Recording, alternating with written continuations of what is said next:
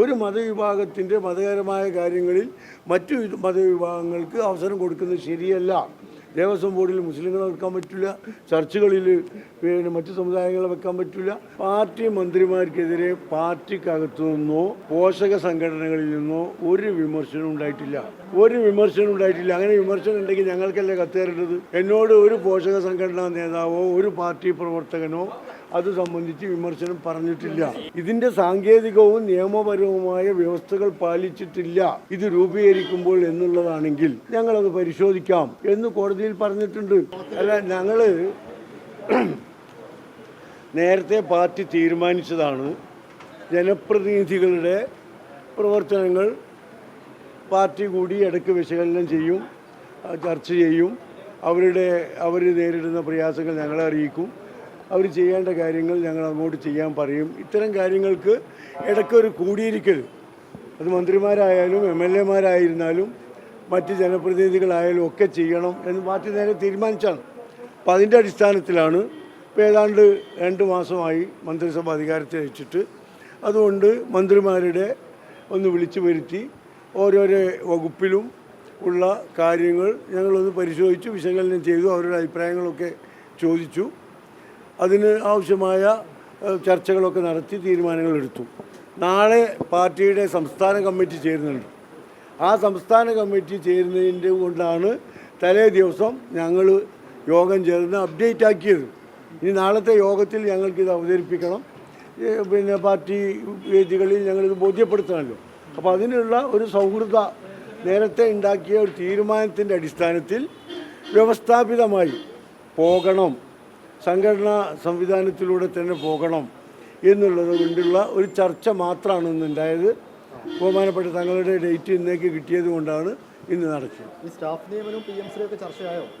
അല്ല, അതൊക്കെ ഞങ്ങൾ എപ്പോഴും ചർച്ച ചെയ്തുകൊണ്ടിരിക്കുന്നതല്ലേ, അതിലൊന്നും യാതൊരു പ്രശ്നവുമില്ല. അതിൽ ചർച്ചകളാണ് നടക്കുന്നത്, വേറെ ഒന്നുമില്ല. മന്ത്രിമാർക്കെതിരെ വലിയ വിമർശനങ്ങൾ പാർട്ടിക്കകത്ത് തന്നെ ഫോറങ്ങളൊക്കെ തന്നെ പ്രമേയമടക്കം പുറത്തു വരുന്ന സാഹചര്യം. പാർട്ടി മന്ത്രിമാർക്കെതിരെ പാർട്ടിക്കകത്തു നിന്നോ പോഷക സംഘടനകളിൽ നിന്നോ ഒരു വിമർശനം ഉണ്ടായിട്ടില്ല. അങ്ങനെ വിമർശനം ഉണ്ടെങ്കിൽ ഞങ്ങൾക്കല്ലേ കത്തേറേണ്ടത്? എന്നോട് ഒരു പോഷക സംഘടനാ നേതാവോ ഒരു പാർട്ടി പ്രവർത്തകനോ അത് സംബന്ധിച്ച് വിമർശനം പറഞ്ഞിട്ടില്ല. പുറത്തു വന്ന യൂത്ത് ലീഗിൻ്റെ പ്രമേയമാണ് എന്ന് ഞാൻ പറയണമെങ്കിൽ എനിക്കതിൻ്റെ ഒരു കോപ്പിയെങ്കിലും കിട്ടണ്ടേ, അല്ലെങ്കിൽ പാർട്ടിയുടെ ഏതെങ്കിലും വേദിയിൽ കിട്ടണ്ടേ? അതുകൊണ്ട് അതൊക്കെ വാസ്തവമാണ്.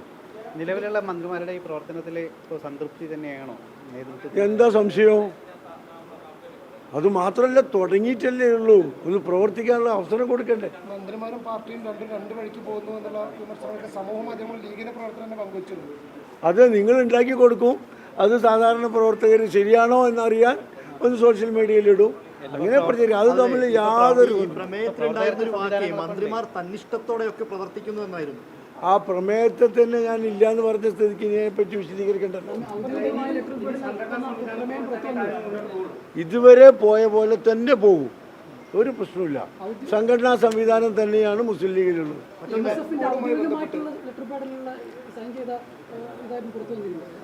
ഇല്ല, അല്ല, വന്നിട്ടില്ല. ബന്ധപ്പെട്ട ഹൈക്കോടതിയുടെ സുപ്രധാന വിധി വന്നിരുന്നു. അതിൽ സർക്കാരിന്റെ അഭിഭാഷകൻ ഈ ഹർജിക്കാർക്കൊപ്പം കൂട്ടുനിന്നു എന്നുള്ള ആരോപണം ഇപ്പോൾ പ്രതിപക്ഷ നേതാവ് അടക്കം ഉയർത്തി കഴിഞ്ഞിട്ടുണ്ട്. അല്ല, പ്രതിപക്ഷ നേതാവിന് അതിൻ്റെ കൂടെ നിൽക്കല്ലാതെ കളവ് പറയല്ലാതെ മറ്റു നിലനിൽക്കാൻ മാർഗമൊന്നുമില്ലല്ലോ. ഞങ്ങളെ സംബന്ധിച്ചിടത്തോളം വളരെ വ്യക്തമാണ്. ഈ വഖഫ് ബോർഡിനെ സംബന്ധിച്ച് കേരള ഹൈക്കോടതിയിൽ വന്ന കേസ് 4 കേസുകളാണ്. അതിലൊന്ന് ഷിയ സമുദായം ഞങ്ങളെ പ്രതിനിധിയെ വെച്ചിട്ടില്ല എന്ന് പറഞ്ഞ കേസുണ്ട്, ബോറ സമുദായം ഞങ്ങളെ പ്രതിനിധിയെ വെച്ചിട്ടില്ല എന്ന് പറഞ്ഞ കേസുണ്ട്.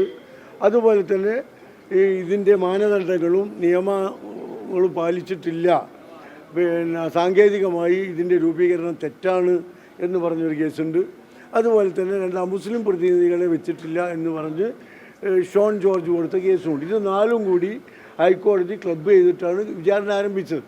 അപ്പോൾ ഇതിൻ്റെ സാങ്കേതികവും നിയമപരവുമായ വ്യവസ്ഥകൾ പാലിച്ചിട്ടില്ല ഇത് രൂപീകരിക്കുമ്പോൾ എന്നുള്ളതാണെങ്കിൽ ഞങ്ങളത് പരിശോധിക്കാം എന്ന് കോടതിയിൽ പറഞ്ഞിട്ടുണ്ട്. അതാ ഞങ്ങൾ പറഞ്ഞിട്ടുള്ളൂ. അതല്ലാതെ 2 മുസ്ലിങ്ങളെ വെച്ചോളാം എന്നൊന്നും ഞങ്ങൾ കോടതിയിൽ പറഞ്ഞിട്ടില്ല, കേരള ഗവൺമെൻറ് കോടതിയിൽ പറഞ്ഞിട്ടില്ല. വളരെ വ്യക്തമാണ്. ഞങ്ങൾ ഇതിൻ്റെ രൂപീകരണം നിയമാനുസൃതമല്ല എന്ന് പറഞ്ഞ കേസിലും മറ്റ് കേസുകളിലും ഞങ്ങളത് പരിശോധിക്കും എന്ന് കോടതിയോട് പറഞ്ഞു. അപ്പോൾ കോടതി അങ്ങനെ വിധി വന്നു. കോടതി വിധി ഇപ്പോൾ ഇത് സംബന്ധിച്ച് സുപ്രീം കോടതിയിൽ കേസ് നിൽക്കുന്നുണ്ട്. തമിഴ്നാട് ഒക്കെ ബോർഡ് പിരിച്ചുവിട്ടത് സംബന്ധിച്ച് സുപ്രീം കോടതിയിൽ അപ്പീൽ നിലനിൽക്കുന്നുണ്ട്. അതിൻ്റെ വിധികളൊക്കെ വരാനുണ്ട്.